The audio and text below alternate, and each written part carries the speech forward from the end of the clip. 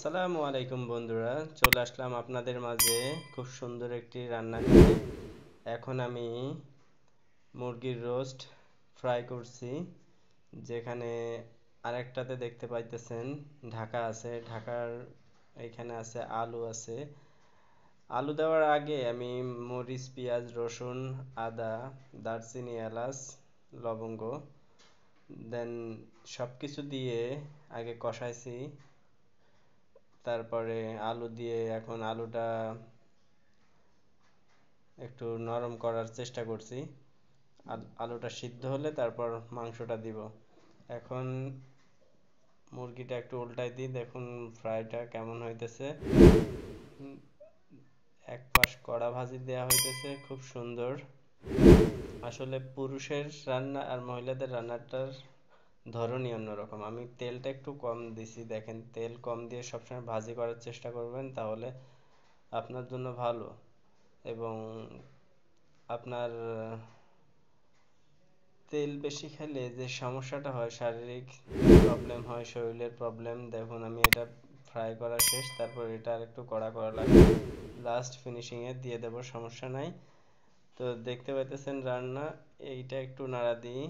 এটার কালার কেমন হয়েছে দেখুন, এবং কমেন্ট করতে ভুলবেন না কালারটা কেমন, আমার রান্না কি হইতেছে নাকি, রান্না ঠিক আছে নাকি একটু জানাবেন। এখন ঢেকে দিই, ঢেকে দেওয়ার কিছুক্ষণ পরে আবার তুলবো, তুলে তারপর আবার নাড়া দিব। যাই হোক, এখন আবার দেখি কি অবস্থা। এখন একটু আবার নাড়া দেওয়ার চেষ্টা করব, নাড়া দিয়ে তারপরে আলুটা হয়েছে নাকি একটু দেখা লাগবে। আলু একটু নরম হইলেই তারপর আমি মাংসটা দেওয়ার জন্য প্রস্তুত করব। যাই হোক, এখন ঢেকে দিলাম আবার। মাংসটা একটু নাড়া দেওয়া লাগবে। খুব সুন্দর, এরকম রোস্ট রান্না করতে খুবই সুন্দর লাগে এবং খাইতে অনেক মজা। এখানে তিনটা রান্না ভাজি করা হয়ে গেছে। তো আপনারা কেমন পছন্দ করেন মুরগির রোস্ট একটু কমেন্ট করবেন, আর আমার রান্না কেমন হইতেছে একটু জানাবেন। যেহেতু প্রবাসে থাকি, প্রবাসের রান্নার ডিউটির পরে রান্না করা লাগে, অনেক ব্যস্ততার পরেও রান্না শেষ করা লাগে। যাই হোক, এখানে 3 পিস আছে, চলেন একটু বাইরে থেকে আপনাদের ঘুরায় নিয়ে আসি। বাইরে আকাশে অনেক মেঘ, বৃষ্টির মতো হয়েছে, বৃষ্টিও পড়ছে মনে হয়, সামনে দেখা যাইতেছে বৃষ্টি পড়তেছে, দেখতে পাচ্ছেন মনে হয় পানি পড়তেছে। যাই হোক, আকাশে প্রচুর মেঘ, তাই বৃষ্টি হইতেছে। আবার চলে আসলাম। পাশে থাকবেন, ভাইটাকে অবশ্যই কমেন্ট করবেন, কারণ অনেক কষ্ট করে ভিডিও করে রান্না করছি, আবার ভিডিও করছি আপনাদের দেখানোর জন্য প্রবাসে কেমন কষ্ট করে রান্না করা লাগে। দেশে যেমন কেউ একজন রান্না করে দেয়, চাকরি করলে বুয়া থাকে, খালা থাকে, যে যেটাই বলেন না কেন, কিন্তু প্রবাসের মাটিতে এমন কেউ নাই যে রান্নাটা আমাদের করে দিবে।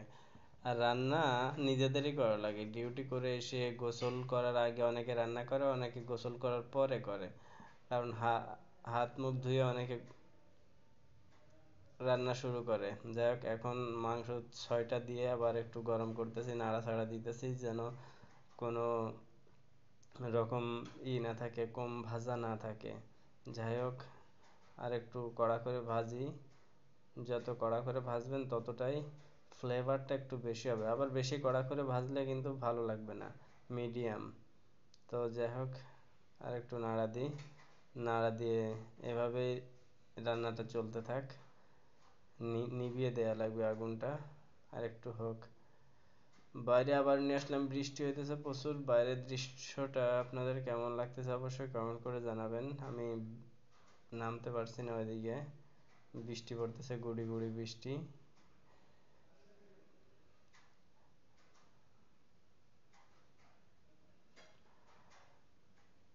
আবার যাই, এবার ভিতরে যাই, রান্নার কি অবস্থা দেখি। এই যে মাংসর দিয়ে দিছি এবার মাংসটা দিছি, মাংসটা দিতেছি, দেখেন কি সুন্দর, খাইতে খুব স্বাদ হবে মনে হয়, আশা করি। রমজান মাস, ইফতারের পরে খাওয়া দাওয়া হবে। তো ভালো থাকবেন সবাই।